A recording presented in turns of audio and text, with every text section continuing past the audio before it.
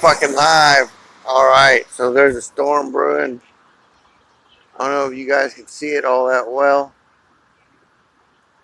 but there's the clouds and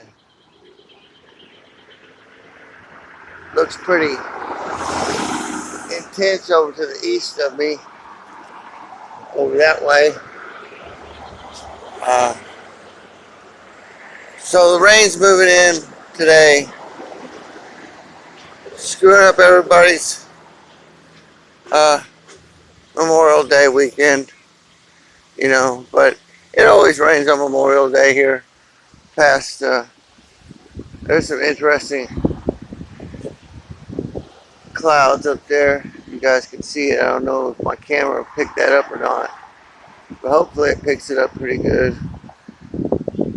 But not a whole lot of lightning yet with this storm. It's just blowing in right now.